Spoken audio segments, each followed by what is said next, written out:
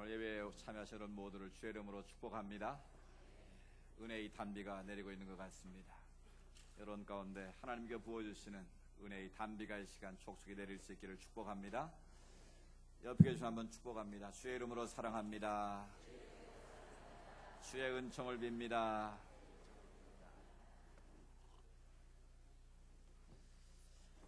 제266대 프란치스코 교황의 방한으로 인해서 우리나라가 좀 들떠 있는 것 같습니다.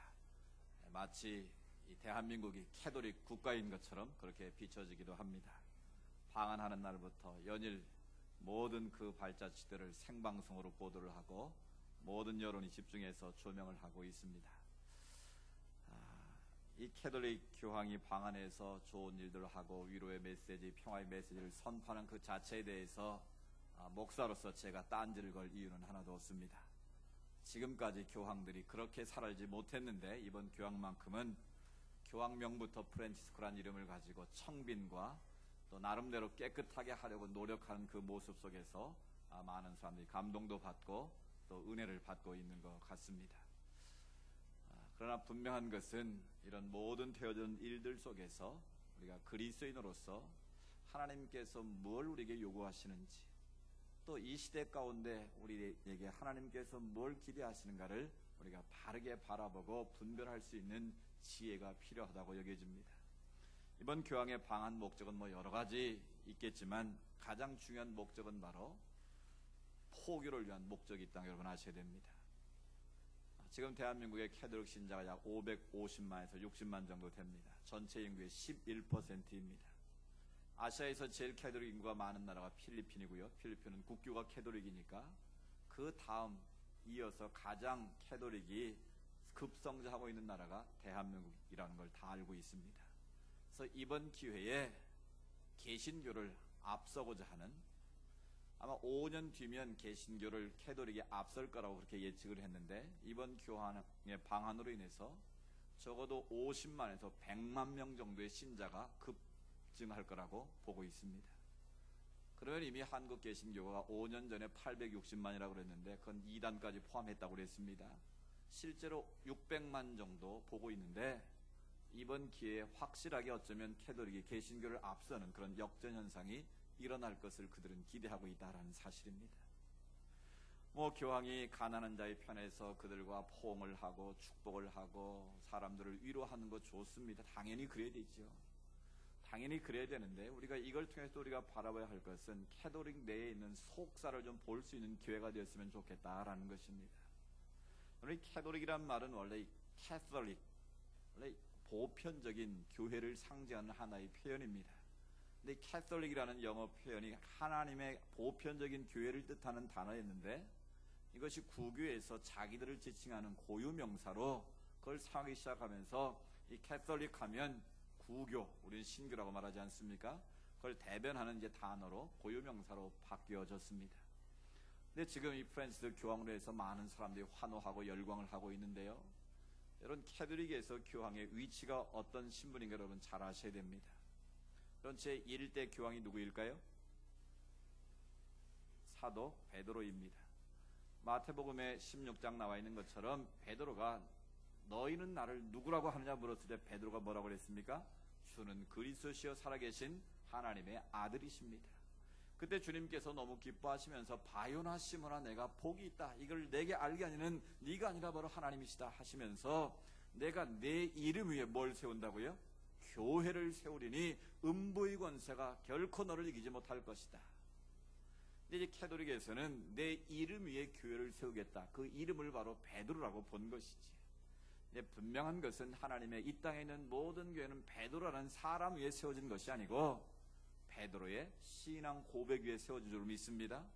그러니까 예수를 그리스도로 고백하는 그 신앙 고백 위에 하나님의 교회가 세워진 것이지 베드로라는 사람 이름 위에 교회가 세워진 게 아니에요. 만약 그들이 주장대로면 바로 뒤에 뭐가 나옵니까? 주님이 고난을 당하고 십자가에 달려 죽으셨다가 살 것을 예고하시지 않습니까?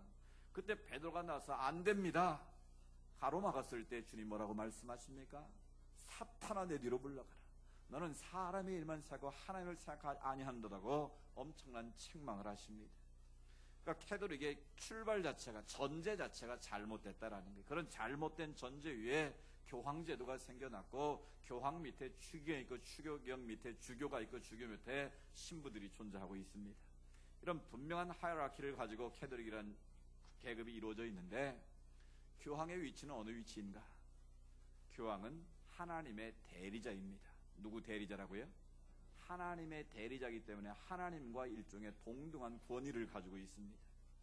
그래서 천주교에서는 하나님의 말씀인 성경을 믿고요, 또 자기들이 가지고 있는 전통을 성경의 권위와 동일하게 여깁니다. 이런 참고적으로 캐톨릭 공동번역은 우리보다 7권이 더 많다는 거 아시죠? 우리는 구약 39권, 신약 몇 권? 27권 합해서 66권을 우리가 정경, 성경으로 믿고 있는 반면에 이 캐톨릭에서는 거기다 외경에 나와 있는 7권을 더해서 73권을 성경으로 믿고 있습니다.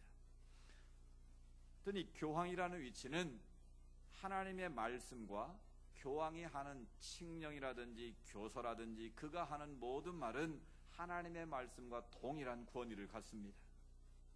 그런 사람의 말이 성경과 동일한 권위를 갖는다는 게 맞습니까? 틀립니까? 그래서 이 사람들은 하나님의 대리자로서 자기 말이 곧 하나님의 말이기 때문에 어떤 주장을 폈는가 하면 교황은 무오하다. 그 말은 무슨 뜻이에요? 교황은 죄가 없다, 그런 뜻이에요. 아무리 잘못된 판단을 하고 아무리 잘못된 행동을 해도 교황은 죄가 없다라는 겁니다. 그게 바로 교황 무오설입니다. 그래서 교황은 절대적인 권력을 가지고 지금까지 군림해 왔습니다. 그래서 평화의 이름으로 전 세계를 돌면서 평화의 모습을 보여주지만 실제로는 하나님의 대리자로서 그 안에 엄청난 비리들이 있었다는 거 다 아시지 않습니까? 그래서 로마의 바티칸 은행이 이탈리아 마피아에 돈 주려는 건 세상 사람들이 다 아는 일입니다. 그래서 이번 교황이 그걸 개혁하겠다고 칼을 빼들었는데 모르겠습니다. 잘 됐으면 좋겠는데요. 아무튼 교황은 하나님의 대리자로서 신과 동일한 위치, 교황의 말은 하나님의 권위와 동등한 그런 성경의 권위와 동등하게 취급을 하는 그런 실상이라는 거예요. 근데 실제로 교황은 하나님의 피조물에 불과한 거지. 하나님의 부름받은 하나님의 종일 뿐이지 그가 결코 하나님과 동등할 수도 있고 하나님의 말씀과 동등한 권위를 가진 사람이 아니란 것이죠. 그럼에도 불구하고 캐톨릭에서는 교황은 그런 절대 권력을 가지고 행세를 하고 있다는 점에서 우리 기독교의 근본적 교리와는 너무나 다르다는 것을 알 수 있습니다. 그러다 보니까 교황은 그런 절대 권위를 가지고 있고 추기경이나 사제, 신부들은 그런 권한을 계속 이어가지고 있다고 보고 있습니다. 그래서 그들 가운데 또 한 가지 잘못된 것이 고해성사라는 것입니다. 우리는 누구 이름으로 죄를 고백합니까? 예수 그리스도 이름으로 하나님께 직접 기도하는 것이 당연한 일입니다. 또 성경에 보면 중보자는 한 분이시니 오직 예수 그리스도라 분명히 말씀하십니다. 근데 캐톨릭은 교황이나 추기경이나 주교 신부들은 하나님의 대리자라고, 그래서 공식적인 명칭이 Father입니다. 아버지입니다. 하나님 아버지와 동등하기 때문에 그 아버지 앞에 자기의 죄를 고백하게 되는 거죠. 그래서 예수님 대신에 자기들을 중개자로 해서 죄를 고백하면 뭘 잘못했는지 고백을 하면 보석글을 써주게 되고 그걸 지키면 자기들의 죄를 용서받았다고 믿고 있다라는 거예요. 이건 성경 어디에도 없는 그런 아주 잘못된, 어쩌면 이단적인 그런 신학입니다. 우리는 예수 그리스도를 통해서 하나님께 나아가는 것이지 어떤 사람을 매기로 해서 하나님께로 나아가는 게 아니에요. 특별히 세 번째 연결된 것이 바로 마리올로지, 마리아 숭배 사상입니다. 실은 8월 15일 광복절 날이 마리아 승천 기념주일입니다. 그래서 프란치스 교황이 직접 마리아 승천 승목 기념주일 미사를 집전한 것을 여러분 보셨을 겁니다. 그 말은 마리아는 천주교에 있어서는 아주 어쩌면 예수님보다 한 단계가 위인 그런 존재입니다. 그래서 예수님의 어머니 마리아를 다 상을 만들어 놓고 그 성당에 들어가면 제일 먼저 뭐가 서 있습니까? 바로 마리아 상이 서 있습니다. 그 앞에 보면 항상 촛불이 켜 있고 성당 다니는 사람들은 항상 그 촛불을 사가지고 불을 밝히고 안에 들어가도록 되어 있어요. 이건 바벨론의 태양신을 숭배하는 사상의 연유가 된 건데요. 하여튼 마리아를 하나님과 예수님과 동등한 위치에 올려놓고 마리아를 숭배하고 있다라는 거예요. 그래서 마리아는 무흠하다, 마리아 무흠을 주장하고요, 마리아 동정 여서를 주장하고 있고요, 또 마리아는 승천했다고 주장을 합니다. 그러니까 마리아가 죽지 않고 승천했으니까 8월 15일 날 마리아 성모 승천 기념 미사를 드리는 겁니다. 이건 성경 어디에도 나와 있지 않아요. 우리는 마리아를 어떻게 믿습니까? 이 복음서에 보면 예수를 잉태했을 때 천사의 그 음성을 듣고 주의 계집종이니 말씀대로 내게 이루어지기를 원합니다. 그런 목숨 걸고 결단한 위대한 어머니의 모습으로 그려져 있습니다. 그렇지만 마리아는 우리와 동등한 한 여인이요, 또 그 후에 여러 자녀를 낳고 또 평범한 어머니로서의 삶을 산 사람입니다. 그래서 예수님께서 십자가에 달려 돌아가실 때에도 그 어머니를 생각하면서 사랑의 사도 요한에게 보라 내 어머니다, 내 어머니 좀 잘 부탁한다고 돌아가신 것 아니겠습니까? 근데 캐톨릭에서는 마리아를 그런 예수님과 동등한 위치에 올려놓고 마리아는 무흠하고 마리아는 승천했다라고 가르치고 있습니다. 그리고 마리아의 이름으로 기도를 하면 그 기도가 응답된다고 믿고 있다는 것이죠. 그런 점에서 캐톨릭은 상당히 문제가 있습니다. 또 하나님의 말씀을 마음대로 훼손하고 있다는 것도 심각한 문제가 아닐 수 없습니다. 분명한 것은 십계명 출애굽기 20장과 신명기 5장에 보면 하나님께서 친히 손으로 써주신 10가지 중요한 계명이 있지 않습니까? 너희가 하나님의 백성으로서 적어도 이 기준을 가지고 살아야 된다라고 주신 말씀이죠. 그 10계명 가운데 이 계명이 무엇입니까? 너는 나 외에 우상을 만들지 말아라. 땅으로도 말고 하늘도 말고 바다로도 말라. 그러니까 이 세상에 그 어떤 우상도 어떤 숭상도 만들어서 그것을 섬기지 말라고 분명히 가르치셨습니다. 근데 캐톨릭에서는 성모 마리아상을 만들어 놓고 그 사람들은 성물을 숭배합니다. 그래서 성도 안에 들어가 보시면 각종 성물이 만들어져 있고 성화가 전시해 있는 것을 보게 됩니다. 그것이 바로 그들이 숭배하는 내용물들입니다. 그러니까 자기들이 볼 때에도 이 10계명, 2계명과 전면적으로 배치되고 맞지 않거든요. 그래서 캐톨릭의 교리서에 보면 10계명에 2계명이 있을까요? 없을까요? 2계명이 없습니다. 여러분, 다른 것도 아니고 10계명을 자기들 임의대로 뺐다. 그 자체가 벌써 자기들이 자기 모순에 빠진 것이죠. 그래서 그러면 9계명밖에 안 되잖아요. 그러니까 10계명, 10번째 계명을 둘로 나눠 놨습니다. 그래서 10이라는 숫자를 맞추어서 그것을 10계명이라고 가르치고 있다는 것이죠. 성경은 하나님의 말씀을 사사로이 가감하는 자는 저주를 받을지어다 그렇게 말씀하고 계신데, 하나님의 말씀을 자기 임의로 그렇게 넣었다 뺐다 하는 그런 잘못을 범하고 있다라는 것입니다. 또 여러분, 시복식이라는 것을 보셨을 겁니다. 그 시복식이 뭔지 다 보셨죠? 아셨죠? 이 천주교에서는 성자라 성인으로 추대된 사람이 있고요, 성인 전 단계가 바로 복자라는 단계가 있습니다. 이 복자는 누군가 이 캐톨릭에 대해서 큰 공을 세웠거나 순교를 했거나 그 신앙이 본이 되는 사람들을 보통 신도 위의 단계로 복자라는 단계로 인정하는 그런 일종의 임명식입니다. 근데 살아있을 때도 하지만 대부분은 죽었을 때 하는 거예요. 근데 그 다음 단계가 이제 성인이 되는데, 그 사람으로 인해서 뭐 기적이 나타난다거나 놀라운 역사가 벌어지면 성인의 단계로 추대를 하는 겁니다. 우리나라에서는 직접 와서 처음으로 124명의 복자를 추대했는데요. 그래서 시복식이라는 것을 광화문 광장에서 한 겁니다. 실은 목사로서 볼 때 그건 좀 마음이 좀 껄쩍지근했습니다. 왜냐하면 우리로 말하면 시복식이라는 게 뭐예요? 추모 예배를 드리는 겁니다. 쉽게 말하면 뭐 한경직 목사님이라든지 주기철 목사님이라든지 이런 기독교 신앙의 전파를 위해서 피 흘리시고 순교하시는 그런 분들의 뜻을 기리면서 함께하는 추모 예배로 보시면 되겠습니다. 그런데 그거를 국가적인 행사로 확대를 해서 천주교를 알리고 또 그것을 포교하는 수단으로 삼고 있다는 점에서 좀 못마땅했던 건 사실입니다. 근데 보십시오, 윤지충이라는 사람이 캐톨릭에서 제일 먼저 순교를 당한 사람인데요. 그래서 윤지충 신부와 성도와 해가지고 시복식하는 거 보셨을 거예요. 그런 캐톨릭에서는 죽은 자를 위한 기도를 강요하고 있습니다. 이런 성경 어디에도 죽은 자를 위해서 기도한 부분은 없습니다. 우리는 살아있을 때 그 사람을 공경하고 효성을 다해서 존경하는 것이지 죽은 자의 이름으로 기도하지 않습니다. 근데 캐톨릭에서는 복자다, 성인이다 해가지고 다 성인이 되면 축일이 정해집니다. 그래서 그 사람들은 평일이 없습니다. 다 오늘은 뭐 성 안토니오의 날, 바오르의 날, 베네딕트의 날, 뭐 프란치스의 날, 다 날짜가 정해져 있습니다. 그러면 캐톨릭 신자들은 의무적으로 그 사람을 위해서, 죽은 자를 위해서 기도해야 되고, 또 그 사람이 나에게 복을 주시기를 위해서 기도하도록 되어 있습니다. 그러니까 성경에 그런 말씀이 있지 않습니다.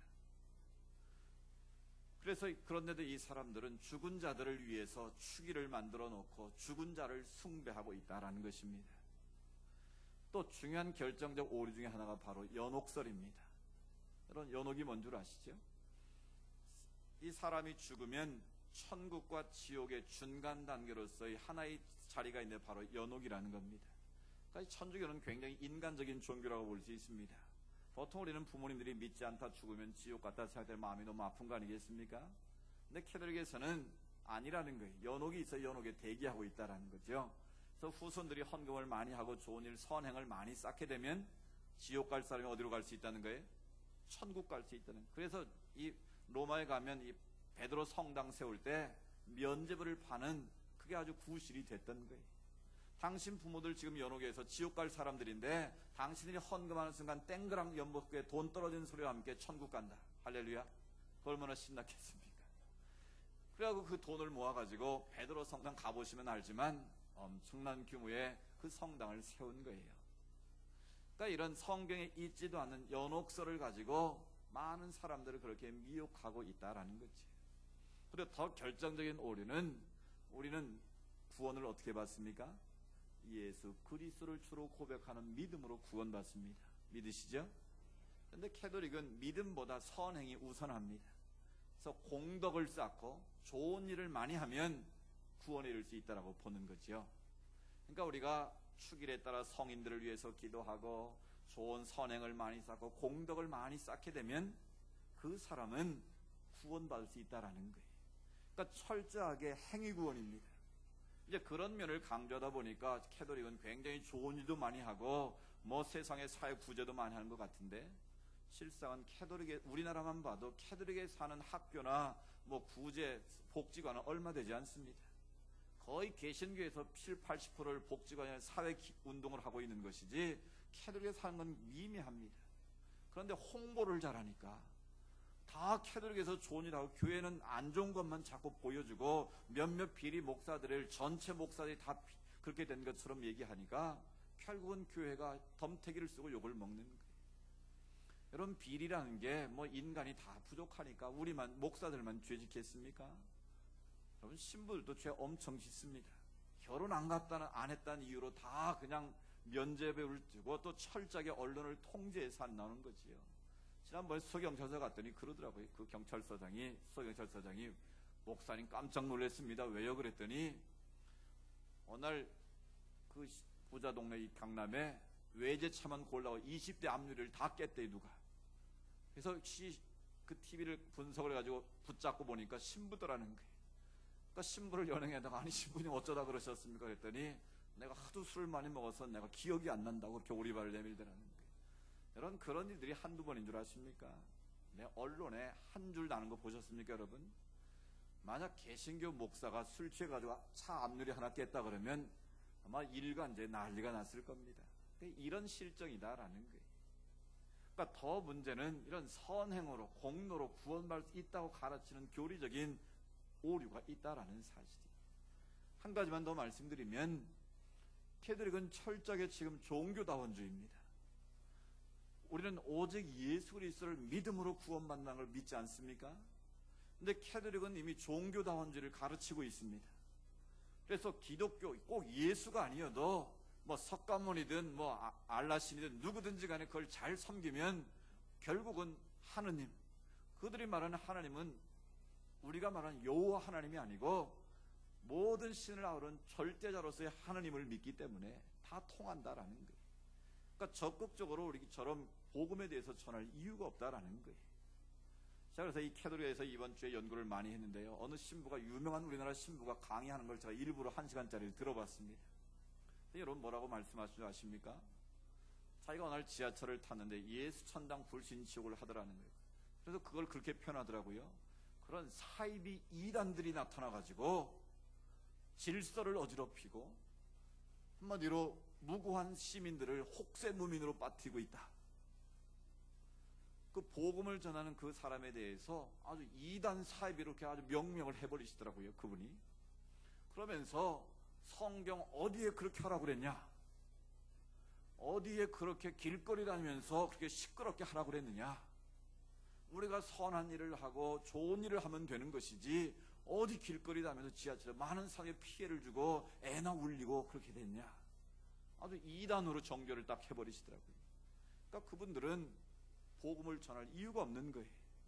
그냥 언론 플레이 쉽게 말하면 잘하고 좋은 일에서 포장해서 확대하고 국가적인 이런 행사로 만들면 저절로 포교가 된다라고 믿으니까 우리처럼 복음을 전할 이유가 없어요. 그 이유가 뭔 줄 아세요? 바로 종교다운 줄을 믿기 때문에 그래요. 굳이 예수가 아니라도 뭘 믿어도 다 구원에 이를 수 있다라는 그런 종교다운 줄을 신봉하니까 그렇게 되는 것 아니겠습니까? 그래서 비구니하고 수녀님들이 합창단 만들어가지고 성당에 가서 한 번은 예수님 찬양하고 한 번은 부처님 찬양하고 또 절간에 가서는 한 번은 부처님 한 번은 예수님 찬양하고 이런 어이없는 일들이 지금 벌어지고 있다라는 사실이에요. 여러분 방안을 계기로 해서 제가 뭐 좀 자세하게 설명해서 여러분 마음에 속상하신 분이 있을지 모르겠어요. 그러나 겉만 보지 말고 그 이면에 캐도릭이라는 그 실상을 여러분 정확하게 보시라는 거예요. 그리고 이 시대 가운데 우리가 그리스도로 어떻게 살아야 될 것인지 바른 분별력을 가지고 우리가 살아야 한다라는 것입니다. 오늘 예수님께서 하신 말씀의 비유가 무화과나무의 비유가 그거 아니겠습니까? 무화과나무는 열매를 맺기 전에 잎이 먼저 나오게 됩니다. 그래서 겨울이 지나고 봄이 되면 연한 순이 나오게 되고 그 순이 나오면서 동시에 열매가 맺히게 됩니다. 그 열매가 나오면 이제 무화과나무가 풍성하게 열리는 여름이 가까웠구나라는 것을 사람들이 누구나 안다라는 거예요. 바로 너희는 그 무화과나무의 비유를 통해서 배우라는 거예요. 뭘 배우는가? 이미 예수님께서는 무화과를 통해서 여러 가지 비유의 말씀을 하셨습니다. 베다니에서 시장에서 열매를 구했을 때 잎만 무성한 무화과나무를 저주했을 때 그 나무가 시들어 죽는 것도 보여주셨고요. 또 그것과 연결해서 무화과나무를 저주한 그 사건을 통해서 결국 너희가 지금 신봉하고 있는 그 웅장한 헤롯 성전은 다 무너지게 될 것이다. 돌 위에 돌 하나 남지 않고 다 무너질 것이라고 주님은 예고하셨어요. 그리고 그 무화과나무의 비유를 통해서 너희들이 그렇게 애지중지하고 있는 헤롯 성전 46년도 아니나 애지중지하게 지은 그 성전은 완벽하게 무너질 것이다. 그런 실질적으로 그 주님의 예언대로 이 세대가 지나가기 전에 그 일이 다 이루어진다고 말씀하지 않았습니까? 근데 원래 그 말씀의 번역 원래 의미는 그겁니다. 이런 일이 다 이루어져야 이 세대가 지나갈 것이다. 그 말은 예수님께서 하신 예언의 말씀이 정확하게 이루어질 것임을 강조한 번역인데 거꾸로 번역을 해놨습니다. 아무튼 예수님께서 그 무화과나무의 비유를 통해서 이 성전은 너희 세대가 지나가기 전에 반드시 무너진다. 그 예언의 말씀대로 실제로 무너졌습니까? 안 무너졌습니까? 지난주 말씀드린 것처럼 AD 70년에 로마의 티토스 장군이 군대를 이끌고 와서 그 성전을 완벽하게 무너뜨렸습니다. 그래서 지금 딱 하나 남은 게 뭡니까? 성지순례 가보시면 아실 거예요. 다 무너져 내렸는데 축구장 6배 크기의 헤롯 성전으로 그 큰 성전이 다 무너져 내리고 서쪽에 벽만이 지금 남아 있습니다. 그래서 그걸 웨일링 월 그렇게 영어로 표현하는데요. 우리말은 통곡의 벽이다라고 우리가 부르고 있습니다. 여러분 지금도 통곡의 벽 가보시면요. 자기들이 원래 세우고자 하는 그 예루살렘 성전은 다 무너져 내렸기 때문에 통곡의 벽만 남아있고 그 안쪽에는 지금 뭐가 있습니까?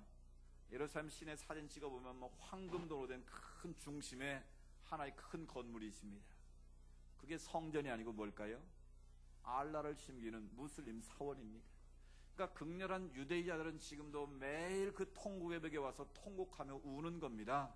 그리고 통곡의 벽에 기도 제목을 써놓고 그걸 위해서 기도하면 이루어진다는 그런 또 속설이 있어가지고 매일 종일 쪽지에 그 기도의 제목을 집어넣고 그 소원을 이루어달라고 기도하고 있는 거예요. 속히 무너진 재단을 다시 쌓게 해달라고 그들은 통곡의 벽에 와서 엄청난 기도를 하고 있습니다. 우리만 통성기도 한 줄 알았더니요, 그 정통 유대인들은 우리보다 훨씬 더 크게 기도하더라고요. 그들은 수염이나 머리를 깎지 않습니다. 그리고 까만 빵모자 같은 걸 쓰고요, 까만 옷을 입고 그 통곡의 벽에 와서 막 귀가 들리지 않을 정도로 크게 울면서 기도합니다. 그 통곡의 벽이. 그러니까 예수님은 그것이 반드시 너희 세대가 가장 이루어질 거라고 예고를 하셨고 그 예언대로 이루어졌다라는 사실입니다. 이제 그리고 나서 예수님께서 오늘 우리에게 주시는 말씀이에요. 천지는 없어지지만 내 말은 없어지지 않을 것이다. 반드시 그 일이 이루어진다라는 것을 강조하시고 난 이후에 주님께서 32절에 말씀하셨습니다. 우리 같이 한번 읽어보실까요? 32절 시작. 그러나 아무도 모르나니 하늘에 있는 천사들 아무도 아버지만 아시나니. 아멘. 여기서 이 마가는 복음서를 기록하면서 관점의 변화를 보여주고 있습니다. 그 이전에 그날과 그때라는 표현들이 앞부분에도 많이 나와 있습니다. 그런데 그 표현은 원어적으로 보면 다 복수형으로 되어 있어요. 그러니까 그거는 예수님이 말씀하신 일들이 너희 세대 안에 이루어질 일들에 대해서, 그러니까 지난주 보았던 마지막 때의 징조들이라든지 성전이 무너진다든지 이런 일들이 이루어지는 때를 복수형으로 다 표현했는데, 오늘 32절에 그날과 그때는 단수형으로 표현하고 있습니다. 그 말은 이제 이미 너희 세대 안에 이루어질 일들과 앞으로 메시아이신 예수님의 재림을 통해서 궁극적으로 이루어질 그 일들에 대해서 말씀하시는 겁니다. 그러니까 예수님께서 재림주로 오시는 그날과 그때는 아무도 모른다라는 거예요. 자기도 모르고 천사도 모르고 오직 하나님 아버지만 아신다라는 것을 강조하고 있습니다. 즉 마가는 여기서부터 예수님이 재림주로 다시 오셔서 너희 앞에 무너져 내린 성전을 새롭게 회복하고 메시아의 통치를 완성하실 것임을 분명하게 이렇게 말씀하고 있는 것입니다. 그래서 예수님께서는 그 재림의 날이 반드시 오는데, 그것이 개인의 종말이든 우주적인 종말이든 반드시 너에게 오게 되는데 어떻게 하라는 겁니까? 주의하라, 깨어있으라는 것입니다.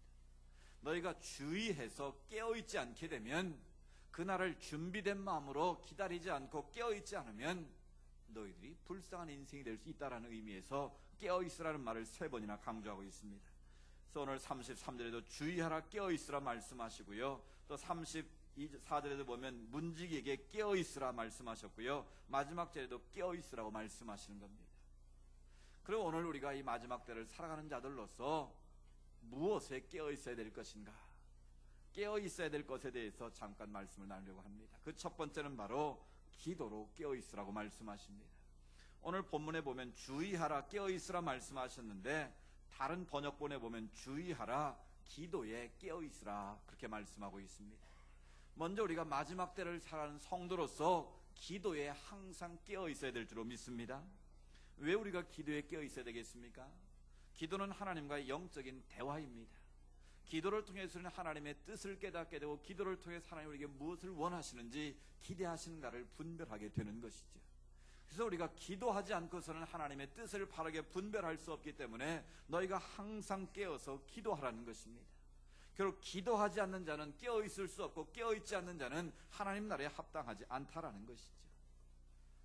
그래서 사도 바울은 항상 깨어 기도할 것을 강조합니다. 그래서 쉬지 말고 기도하라고 말씀했고요, 에베소 6장 18절에 보면 모든 기도와 간구를 하되 항상 성령 안에서 기도하고 이를 위하여 깨어 구하기를 항상 힘쓰라 말씀하십니다. 그러니까 성령 안에서 너희가 항상 깨어서 기도하지 않으면 이 마지막 때에 미혹한 영에 의해서 넘어질 수 있다라는 것입니다. 그래서 예수님께서는 십자가를 지기 전날 밤 겟세마네 동산에 오르시지 않았습니까? 수저했던 베드로, 야고보, 요한을 데리고 올라가셨습니다. 이미 베드로는 내가 죽을지언정 주님 부인하지 않겠습니다라고 맹세까지 한 사람이, 정말 베드로가 허풍 떤 것이겠습니까? 베드로는 정말 그러고 싶은 마음이었을 겁니다. 그런데 보십시오, 마태복음 20장 40절 41절에 보면 너희가 나와 함께 한 시간도 깨어있을 수 없더냐, 시험에 들지 않게 깨어서 기도하라 말씀하십니다. 내가 십자가 지고 하나님의 뜻을 이루기 위해서 이제 죽게 될 터인데 너희도 나와 함께 깨어서 기도하자라는 거예요. 그 안타까운 마음 가지고 주님께서 떨어져서 기도하시고 와보니 제자들은 잠들어 있습니다. 그래서 다시 한번 타이르십니다. 내 마음이 고민하고 죽게 되었으니 너희도 나와 함께 깨어 기도하자. 무려 3번씩이나 당부를 하셨는데도 제자들은 여전히 잠들어 있었습니다. 그때 주님께서 하신 말씀이 이것 아니겠습니까? 너희가 나와 함께 1시간도 깨어 있을 수 없더냐? 너희가 나와 함께 1시간이라도 깨어서 기도할 수 없더냐고 물으신 것이지. 시험에 들지 않게 깨어 기도하라. 결국 그들은 기도에 깨어있지 못했기 때문에 그토록 맹세했던 베드로가 사단이 밀가부르듯 그의 마음을 붙잡았을 때에 그런 어린 계집종 앞에서 예수를 모른다고 부인하고 저주까지 하면서 잡아뗐다는 사실입니다. 우리도 예외일 수 없다라는 사실이지. 사단이 밀가부르듯 우리를 유혹하게 될 때에 우리가 하나님 앞에 깨어 기도하지 않는 이상, 하나님 앞에 깨어 있지 않으면 우리 자신들도 넘어질 수밖에 없다라는 거예요. 우리가 맹세도 해보고 결단도 해보고 고백도 해보지만 하나님 앞에 깨어 기도하지 않는다면 그 영혼은 넘어질 수밖에 없다라는 거예요. 여러분, 기도하기 좋은 때가 다가오고 있습니다. 우리 옛 생명잔치 때문이 아니라 정말 우리가 사단의 시험에 넘어지지 않도록 우리가 항상 앞에 하나님이 제시한 기준 1시간만이라도 깨어 있을 수 있도록 우리가 최선을 다하기를 바랍니다. 어떤 나는 바빠서 기도 못해요, 피곤해서 못해요. 아닙니다. 종교학자 마틴 루터는 나는 바쁘기 때문에 더 기도하겠다라고 말했습니다. 하루 4시간 이상 무릎을 꿇었던 마틴 루터는 나는 바쁘기 때문에 하나님 앞에 더 무릎을 꿇어야겠다고 고백했다는 것이죠. 왜 그랬을까요? 그에 대한 종교개혁을 이루기 위해서 수많은 핍박과 환난이 밀려올 때에 그 모든 것을 끝까지 밀고 나갈 수 있는 힘은 바로 기도였다라는 거예요. 여러분, 예수님도 하나님 앞에 기도하지 않았다면, 무릎을 꿇지 않았다면 십자가를 어떻게 갈 수 있었겠습니까? 그렇다면 오늘 우리는 더 깨어 있어야 되지 않겠습니까? 더 깨어서 하나님 앞에 기도해야 되지 않겠습니까? 여러분, 바쁘기 때문에 더 기도할 수 있기를 축복합니다. 바쁘다는 이유 때문에 세상에 매여 살다 보면 나도 모르게 사단이 밀가부로도 우리를 유혹할 때 우리도 쉽게 베드로처럼 넘어질 수 있다라는 거예요. 그래서 마지막 때를 살아온 우리 모든 성도들은 늘 하나님 앞에 깨어서 성령 안에서 기도할 수 있기를 축복합니다. 우리가 성령 안에서 깨어 기도할 때에 악한 마귀의 괴계를 물리치고 믿음으로 승리하는 삶이 될 줄로 믿습니다. 두 번째로 말씀에 깨어 있으라고 강조하고 있습니다. 예수님께서 분명히 그날과 그때가 반드시 이루어진다는 것을 말씀하시면서 마가복음 13장 31절 이렇게 말씀하십니다. 천지는 없어지겠으나 내 말은 없어지지 아니하리라. 내 말의 확실함을 믿고 너희가 그 말씀 안에 거하라는 것 아니겠습니까? 눈에 보이는 세상의 모든 만물들은 다 사라지게 되어 있습니다. 여러분, 젊음도 사라집니다. 내 나이가 벌써 이렇게 먹었나 다 여러분 후회하지 않습니까? 그 젊은 시절의 힘도 사라지고 미모도 사라지고 늘어나는 것은 주름살뿐. 여러분 자신을 보면서 때로는 좀 실망할 때가 있지 않습니까? 여러분, 세상에 아무리 권력을 가지고 있고요, 재물을 가지고 있어도 그것이 영원하지 않다라는 거예요. 어느 순간에 하나님이 한번 콧깃만 날려서 다 날아가는 것이 우리 인생들이 쥐고 있는 그런 세상 것들이라는 것이죠. 그래서 이사야 40장 8절에 이사야 선지자는 이렇게 고백을 했습니다. 풀은 마르고 꽃은 시드나 우리 하나님의 말씀은 영원히 서리라. 아멘. 그렇습니다. 세상의 눈에 보이는 모든 것은 다 들의 꽃과 같고 풀과 같은 존재들이지만 하나님의 말씀만 영원하다는 거예요. 그러니까 우리는 무엇을 붙잡고 살아야겠습니까? 하나님의 진리의 말씀을 붙잡고 살아야 된다라는 거예요. 그 하나님의 말씀을 붙잡고 말씀 안에 거하는 자만이 그 인생이 허망해지지 않는다라는 거예요. 그래서 칼바르트는 하나님의 말씀은 세 가지가 있다고 우리에게 가르쳐주고 있습니다. 기록된 말씀 성경이 있고요, 계시된 말씀 예수 그리스도를 통해서 우리가 보여주신 말씀이 있고요, 선포된 말씀 주의 종을 통해서 이 강단에서 선포되는 말씀이 있다는 거예요. 여러분, 어떤 말씀이든지 간에 그 말씀을 붙잡고 그 말씀이 내 인생의 기준이 되고 그 말씀이 내 인생을 이끌어가는 기준이 될 때 여러분의 인생은 승리하게 될 줄로 믿습니다. 여러분, 아무리 바빠도 하나님 말씀 읽는 것에 게을리하시면 안 되는 이유가 바로 거기 있습니다. 왜냐하면 성경은 하나님의 감동으로 쓰여진 책이고요, 우리 모든 인생의 교훈과 가야 할 길을 우리가 어디서 왔고 무엇을 해야 되고 어디로 가는지를 가르쳐주는 지혜의 보고이기 때문에 그렇습니다. 그래서 성경은 하나님의 말씀을 듣고 지켜 행하는 자에게 뭐가 있다고요? 복이 있다고 말씀하시는 거예요. 여러분, 복 받으려고 애를 쓰지 말고요, 하나님의 말씀을 갖고 말씀대로 살면 하나님의 복은 주어지는 줄로 믿습니다. 그게 바로 신명기 28장 1절부터 14절까지 말씀 아닙니까? 너희가 삼가 하나님의 말씀을 듣고 지켜 행하면 어떻게 된다고요? 들어가도 복을 받고 나가도 복을 받을 것이니라. 아멘. 내 떡반죽 그릇이 복을 받고 내 우양이 복을 받고 내 자손이 복을 받고 세계 모든 민족에 뛰어나게 된다. 아멘. 바로 하나님의 말씀대로 우리가 살게 되면 하나님께서 예비하신 그런 엄청난 부요함이 그 말씀 안에 있다라는 거예요. 여러분, 그렇다면 그 말씀을 붙잡고 우리가 기도해야 되지 않겠습니까? 그 말씀대로 살려고 애를 써야 되지 않겠습니까? 그래서 칼바르트는 그런 재밌는 말을 했습니다. 성경은 지금 우리를 부르고 계신다. 여러분, 하나님의 말씀이 지금 여러분을 부르고 계시다는 것을 믿으십니까? 하나님에게 필요한 모든 것을 다 성경 말씀 안에 준비해 놓으시고 우리를 초청하신다라는 거예요. 그 주님의 부르심에 응답하고 그 하나님의 말씀을 우리가 읽고 묵상하고 그 말씀대로 살아보려고 애를 쓰면 그 인생 가운데 하나님이 복을 주신다라는 것이죠. 여러분, 하나님의 말씀을 더 가까이 하시기 바랍니다. 다윗처럼 정말 내가 주의 말씀에 헐떡이나이다, 주의 말씀을 사모하고 갈망하여 그 말씀 안에 거하기를 노력했을 때에 내 마음에 합한 자라고 칭찬하지 않았습니까? 여러분, 바쁘시기 때문에 기도하시고 바쁘기 때문에 더 열심히 하나님의 말씀을 읽으시고 묵상하시기 바랍니다. 저희 그런 말씀드렸죠. No Bible, no breakfast. 여러분, 아침에 눈 뜨시고 제일 먼저 하는 일이 무엇입니까? 먼저 여러분 기도하십시오. 그리고 성경을 펴놓고 한 절이라도 읽으십시오. 그리고 그 말씀을 오늘 하루의 삶의 양식으로 한번 삼아 보십시오. 그 말씀이 여러분의 하루를 이끌어 가실 것입니다. 그 말씀이 여러분의 인생을 지배하게 될 것입니다. 바로 그 인생이 복 있는 자다라는 것이죠. 복 있는 사람은 어떤 사람입니까? 바로 주의 말씀을 주야로 묵상하는 사람, 그만큼 하나님의 말씀을 사랑하는 사람에게 하나님께서 복을 주신다는 것이죠. 종말을 사는 우리들이 이 시대를 분별하고 악한 마귀의 괴계에서 벗어난 비결은 바로 깨어 기도하는 것이고 깨어서 하나님의 말씀을 가까이 하는 비결인 줄로 믿습니다. 그래서 진리의 말씀이 내 삶 속에 풍성히 거하고 진리의 말씀을 따라 우리가 순종하며 살아갈 때 우리는 세상을 이기고 하나님 예비하신 복을 누리게 될 줄로 믿습니다. 세 번째로 우리는 사명에 깨어 있어야 합니다. 오늘 예수님께서 재림의 때는 아무도 알 수 없다고 말씀하시면서 비유를 하셨습니다. 주인이 외국으로 나가면서 종들을 불러놓고 자신이 가지고 있던 모든 권한을 다 위임을 했습니다. 그리고 나서 내가 언젠가 다시 돌아올 터인데 내가 왔을 때 너희가 깨어 있어야 된다. 내가 너에게 준 권한을 가지고 최선을 다해서 좋은 결과를 얻어내야 된다라고 말을 합니다. 그리고 갔습니다.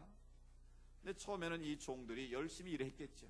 아, 주인이 오시면 내가 인정받아야지, 내가 이렇게 잘했다고 칭찬받아야지. 근데 한 달이 가고 1년이 가도 오지 않습니다.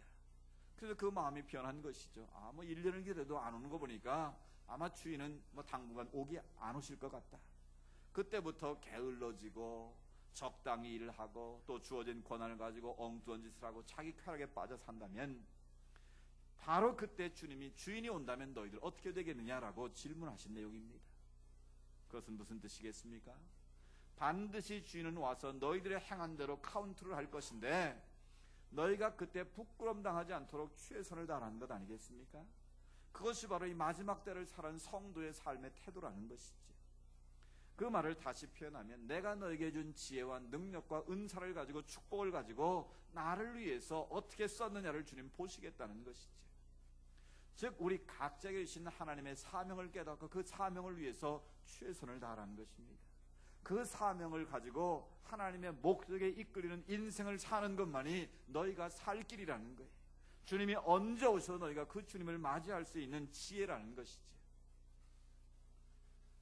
한 여자 집사님이 병원에 가서 정기 검진을 받았는데 암이라는 판명을 받았습니다. 그런데 그것도 6개월밖에 못 산다는 거예요. 자기에게 직접 말하지도 않고 가족들에게 말하는 것을 들은 겁니다. 보통 사람 같으면 아이고 이제 죽었구나 절망하고 낙심할 것 같은데 이분은 그 다음날 내가 앞으로 남은 6개월 동안 무엇을 하며 살아야 될까? 내가 무엇을 하면 하나님 앞에 가서 부끄럽지 않을까? 그래서 자기 재산을 다 정리를 했습니다. 그래서 하나님 앞에 온전히 드리지 못했던 것들 다 정산을 하고요. 또 가난한 사람들 도와주고 싶어서 도와주지 않았던 인색했던 모습들을 회개하면서 간다를 찾아가서 구제를 했습니다. 또 돈이 없는 학생들에겐 장학금을 줬습니다. 그리고 내가 용서하지 못하고 미워했던 사람들을 다 찾아가서 내가 잘못했다고 용서를 구했습니다. 그리고 주님 앞에 충성하지 못했던 것 회개하면서 주님 앞에 나와 열심히 청소도 하고 봉사도 했습니다. 점점 6개월이 다가옵니다. 이제 내 몸에 힘이 빠지고 죽을 날이 가까웠다는 걸 이제 생각하려고 그러는데 몸이 아프지가 않는 거예요. 오래 시간이라도 자기 몸이 더 가벼워지고 기분이 좋아지는 거예요. 그래서 주변 친구들이 야 혹시 잘못된 생 한번 가서 검사해봐라. 가서 다른 병원 가서 검사했더니 오진이더랍니다. 할렐루야. 그래서 친구들이 물었습니다. 너 억울하지 않냐? 재산 다 정리해 하나님께 바치고 발산을 사주고 너 남은 것도 얼마 안 됐는데 안 억울하냐? 그렇게 물었더니 내가 지금까지 살아온 모든 인생 가운데 지난 6개월만큼 내가 진작에 인생을 산 적이 없다.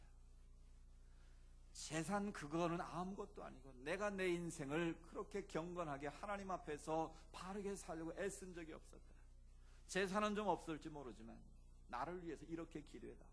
내가 지나온 6개월 산 것처럼 앞으로 남은 인생의 여정도 그런 마음으로 살게 해달라고 그 마음 변증해 달라고 기도를 부탁했다는 것입니다. 여러분 그렇습니다. 내 인생의 마지막 남은 6개월 시한부 인생을 여러분 어떻게 사시겠습니까? 함부로 사시겠습니까? 함부로 여러분 행동하며 사시겠습니까? 정말 거룩하신 하나님 앞에서 모든 행동과 말과 모든 재물의 쓰는 것까지도 구별되게 여러분 쓰지 않겠습니까? 그것이 바로 종말을 살아가는 마지막 때를 살아가는 성도의 지혜다라는 것입니다. 그것이 바로 주의하라 깨어있으라는 주님의 말씀에 응답하는 성도의 삶의 모습인 줄로 믿습니다. 분명한 것은 시간이 갈수록 내 인생의 종말의 때는 점점 다가오고 있습니다. 주님의 재림의 때도 점점 다가오고 있습니다. 시대적 상황이 그래서 그런 것이 아니라 내 삶의 모습만 봐도 점점 오메가 포인트상에서 우리는 가고 있다는 것입니다. 바로 이 시점에서 내가 무엇을 위해서 애를 쓰고 내가 무엇을 위해서 살아야 될 것인지 우리 인생을 돌이켜보면서 한번 점검하는 시간 되었으면 좋겠습니다. 시한부 6개월 인생을 남겨놓고 하나님 앞에 경건하게 살기로 했던 그 여인처럼 오늘도 그렇게 하나님 앞에 설 수만 있다면 하나님 앞에 살아갈 수만 있다면 정말 후회하지 않는 인생 되지 않겠습니까? 언젠가 오늘 반드시 그날이 우리에게 올 것입니다. 아니 6개월보다 더 빨리 올 수도 있을 것입니다. 그때 주님 앞에 후회하지 않도록 주님 앞에 후회하지 않는 인생 되도록 우리가 항상 깨어있기를 축복합니다. 여러분 기도에 깨어있으시고 말씀에 깨어있으시고 하나님 사명에 깨어있기를 원합니다. 그래서 하나님의 목적에 이끌려서 하나님의 기쁨이 되고 하나님의 뜻을 이뤄가는 아름답고 복된 여정 될 수 있기를 주의 이름으로 축복합니다. 하나님 아버지, 오늘 주의하여 깨어있으라는 주님의 말씀을 들었습니다. 우리가 입술로는 말세가 가까웠다고 말하고 있으면서도 정작 주님 앞에 깨어있지 못할 때가 얼마나 많이 있었는지요. 오늘 주님께서 항상 기도로 깨어있으라고 말씀하셨습니다. 너희가 말씀에 깨어있으라고 말씀하셨습니다. 너희가 주신 사명에 깨어있으라고 우리에게 말씀해 주셨습니다. 다시 한번 세상 헛된 것에 매여 살지 않게 하시고 헛된 것 일회용품과 같은 그것을 붙잡고 낭비하는 인생 살지 않게 하시고 주님을 위해서 거룩한 낭비를 할 수 있는 지혜를 허락하여 주시옵소서. 그래 하나님이신 시간과 능력과 은사 모든 축복을 가지고 하나님의 기쁨이 되는 삶을 살게 하옵소서.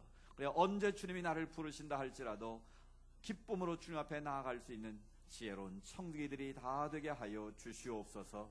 예수님의 이름으로 기도드리옵나이다. 아멘. 주신 말씀 생각하면서 우리 찬송 부르겠습니다. 찬송가 180장입니다. 하나님의 나팔소리 하나님의 나팔소리 천지진동할 때에 예수 영광 중에 구름 타시고 천사들에게 만국 모든 곳에 보내어 구원받은 성도들을 모으리. 우리 박수 치며 한번 부를까요? 나팔 불 때 나의 이름 나팔 불 때 나의 이름 나팔 불 때 나의 이름 부를 때에 잔치 참여하겠네. 아멘. 무덤 속에 잠자던 자 그때 다시 일어나 영화로운 부활 승리 얻으리. 주가 택한 모든 성도 구름 타고 올라가 공중에서 주의 얼굴 배우리.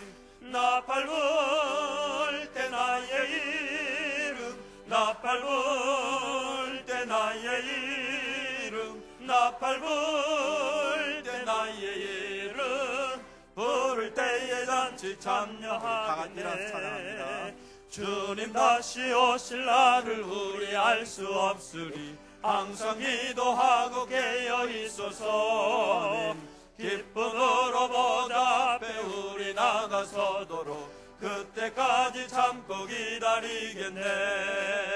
나팔 불 때 나의 이름 나팔 불 때 나의 이름 나팔 불 때 나의 이름 부를 때에 잔치 참여하겠네. 아멘. 길이요 진리요 생명 되시는 우리 구주 예수 그리스도의 은혜와 하나님 아버지의 크고 놀라우신 사랑하심과 성령님의 인도하시고 위로하시고 교제하심의 역사가 기도와 말씀과 사명에 깨어 있어서 주님 언제 다시 오시날지를 기쁨으로 나아가 주의 잔치에 참여하기를 소망하며 세상에 나아가는 주의 백성들 머리머리 위에 하나님께 올려드리는 모든 믿음의 소원들 위에 이 나라와 이 민족 위에 이제로부터 영원토록 함께 하시기를 간절히 축원하옵나이다. 아멘.